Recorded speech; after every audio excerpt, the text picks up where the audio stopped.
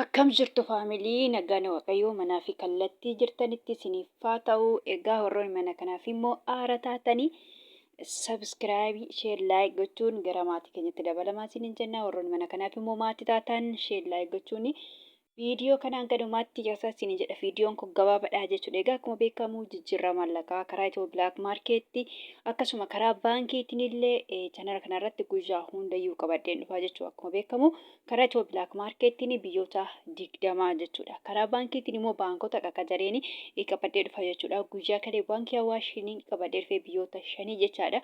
Guyyaa irraa immoo baankii qaqqajareen baankii 5 biyyoota 5 qabadhee dhufee jira jechuudha. Salphumatti guyyaa irraa karaa ethio blak maarkeettiin akkuma beekamu biyyoota 20 karaa baankii 5 immoo biyyoota 5 jechaadha. Fakkeenyaaf biyyoota 20 kanneen akka Ameerikaa doolaarii, Kanaadaa doolaarii, Awustiraaliyaa doolaarii, Hoomarri haala, Duubaa dirhama, Saawud Arabiyaa riyaala, Kuweet dinaara, Baareen dinaara, Chaayinaa yowaanii, Joordaan dinaara, Paawundi sterlingii, yuuroo fi kan kana fakkaatan jechuudha. Salphumatti biyyoota 20 jechuudha. Karaa baankiitiin immoo akkuma jedhe baankii dashanii guyyaa irraa biyyoota 5 kanneen akka Ameerikaan doolaarii, Duubaa dirhama, Saawud Arabiyaa riyaala, paawundii fi yuuroodha jechuudha. Salphumatti karaa baankiitiin biyyoota 5 jechuudha.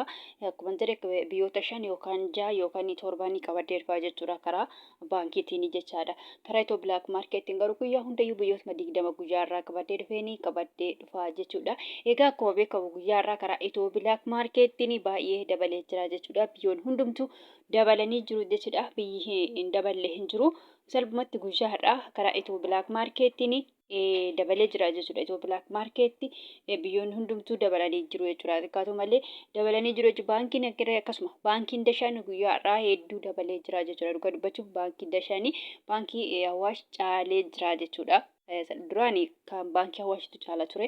Amma guyyaa irraa dabalee jira. Baankiin dashaan illee salphumatti karaa baankiitiin illee guyyaa irraa dabalee jira jechuudha. Doolaarri karaa baankiitiinis karaa ethio blak maarkeettiinis dabaleetu jira jechuudha. Amma guyyaa hundayyuu Ameerikaa doolaar irraa hin ka'a guyyaa har'aarree akkasuma Ameerikaa doolaar irraa hin ka'a jechaadha. Ameerikaa doolaariin tokko guyyaa har'aa karaa ethio blak maarkeettiin jechaadha. Birii 100 fi birii 82 fi saantiba 31 jechuudha. Salphumatti Ameerikaa doolaariin dabalee jira jechuudha karaa ethio blak maarkeettiin jechaadha. Akkasuma immoo Ameerikaa doolaariin karaa baankii dashanii jechaadha. Birii 100 birii 58 fi saantiba 68 jechaadha. Karaa baankiitiin illee dabalee jira jechuudha. Akkuma jedhee baankota keessa baankii dashaniin dabalee jira jechuudha. Salphumatti Ameerikaa doolaarii bichaa osoo hin taane biyyoonni hundumtuu dabalanii jiru jechuudha. Kan itti Kanaadaadha. Kanaadaa doolaariin karaa ethio blak maarkeettiin birii 100 birii 28 fi saantiba 39. Awustiraaliyaa doolaariin karaa ethio blak maarkeettiin birii 100 birii 26 fi saantiba 52. Hoomarri haalli karaa ethio blak maarkeettiin birii 400 fi birii 74 fi saantiba 21. Kan itti Duubaa dirhamiin karaa ethio blak maarkeettiin birii 49 fi saantiba 64. Akkasuma immoo Duubaay dirhamiin jechaadha karaa baankii dashanii jechaadha.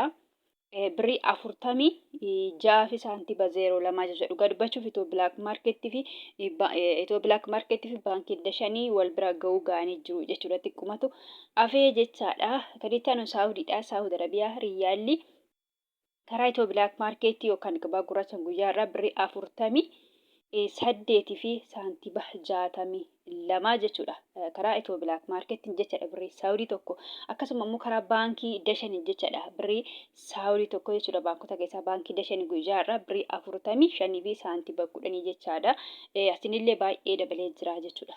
Biriin Saawud Arabiyaa irree dabaleetu jira jechuudha. Kan itti Kuweetii dinaarri karaa ethio blak maarkeettiin birii 500 fi birii 86 fi saantiba 66. Kan itti Baareen dinaarri karaa ethio blak maarkeettiin birii 400 fi birii 83 fi saantiba 44. Chaayinaa yowaaniin karaa ethio blak maarkeettiin birii 26 fi saantiba 87. Joordaan dinaarri karaa ethio blak maarkeettiin birii 200 birii 57 fi saantiba 18. Kan itti paawundiidha. Paawundi sterlingiin karaa ethio blak maarkeettiin jechaadha birii 200 fi birii 43 fi saantiba 48. Akkasuma immoo paawundi sterlingiin karaa baankii dashanii jechaadha. Akkuma dura dubbadhee birrii 200 birrii 12 fi saantiba 84 jechuudha. Garaagarummaa birrii wayitii salphumatti baankiin dashan guyyaa har'a dabaleetu jira jechuudha. Kan ittaan yuuroodha. Yuuroon tokko karaa Itiyoo Bilaak Maarkeetiin birrii 200 birrii 8 fi saantiba 55 akkasuma immoo yuuroon karaa baankii dashanii jechaadha. Birrii 100 fi birrii 87 fi saantiba 24 kan ittaan koronaadha. Koronaan karaa Itiyoo Bilaak Maarkeetiin birrii 18 fi saantiba 88 Iswiis Biraankiin karaa Itiyoo Bilaak Maarkeetiin birrii 200 birrii 26 fi saantiba 95 kan ittaan Turkiidha. Turkii liireen karaa Itiyoo Bilaak Maarkeetiin birrii 3 fi saantiba 89 kan ittaan Ijipshaan paawundiidha. Ijipshaan paawundii yookaan birrii Ijiptii tokko jechaadha. Karaa Itiyoo Bilaak Maarkeetiin birrii 3 fi saantiba 70 Yemen rihaalli karaa Itiyoo Bilaak Maarkeetiin 0 saantiba 76 Israa'el shekeliin karaa Itiyoo Bilaak Maarkeetiin birrii 60 fi saantiba 81 kan ittaan Hindiidha. Hindiyaa ruupiin karaa Itiyoo Bilaak Maarkeetiin jechaadha birrii 1 fi saantiba 91 Paakistaan ruupiin karaa Itiyoo Bilaak Maarkeetiin 0 saantiba 65 sharafachaa oolan yookaan jijjiirrachaa oolanii jiru jechuudha. Salphumatti karaa Itiyoo Bilaak Maarkeetiin jechaadha. Biyyoonni 20 kana fakkaatu jechaadha. Akkasumas karaa baankiitiin illee akkuma jedhe baankota keessa baankii dashanii jechuudha. Biyyoonni 5 kana fakkaatu jechuudha. Dhugaa dubbachuuf baankii dashanii guyyaa har'aa doolaariin dabalee jira jechuudha. Karaa Itiyoo Bilaak Maarkeetiin illee akkasuma dabaleetu jira jechuudha. Kan guyyaa kaleerraa jechaadha. Egaa kan biraa immoo kana jechuu barbaadu warroonni Joordaanii fi Beerut yookaan Libneen jirtanii jechaadha. Fakkeenyaaf birriin biyya Joordaanii dinaara jedhama. Warroonni mana madaawii jirtan immoo dinaara biyya sanii osoo hin taane doolaarii fudhattu jechuudha.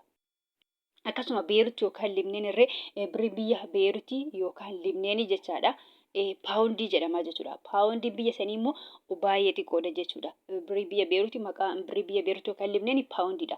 Paawundichi immoo baay'ee xiqqoodha. Paawundota keessaa baay'ee xiqqoodha jechuudha. Kanaafuu isinillee birrii biyya sanii osoo hin taane doolaarii fudhattu jechuudha. Doolaariin immoo hedduutu jiru jechuudha. Fakkeenyaaf Ameerikaa doolaarii, Kanaadaa doolaarii, Awustiraaliyaa doolaarii jedhaman jira jechuudha. Ani maqaa isaanii hin illee doolaariin hedduutu jira jechuudha. Akkuma paawundiin hedduun jiru doolaariin irra hedduutu jiru jechuudha.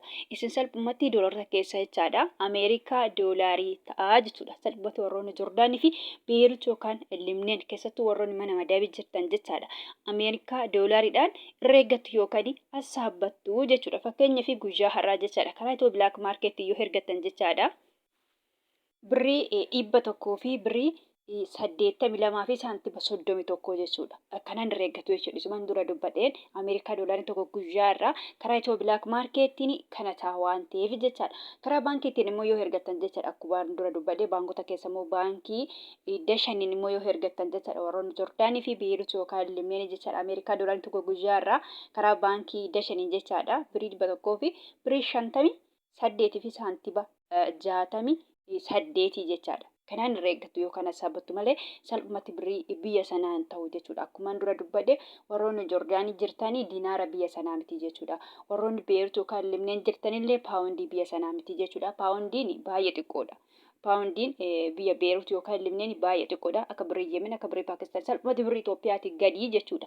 Kan Joordaan immoo Joordaan fakkeenyaaf birrii biyya Joordaanii dinaara jedhama. Dinaara biyya Joordaan doolaarii Ameerikaa hin caala. Yaa ta'uyyuu malee walii galtee dallaalota biyya sanaa fi biyya keenyatti waan ta'eef salphumatti Ameerikaa doolaariidhaan irra eeggattu yookaan assaabbattu jechaadha. Egaa gabaabumatti viidiyoon kun har'aa kana fakkaata. Viidiyoo birootiin hanga walitti deebinutti nagaan naaf tura.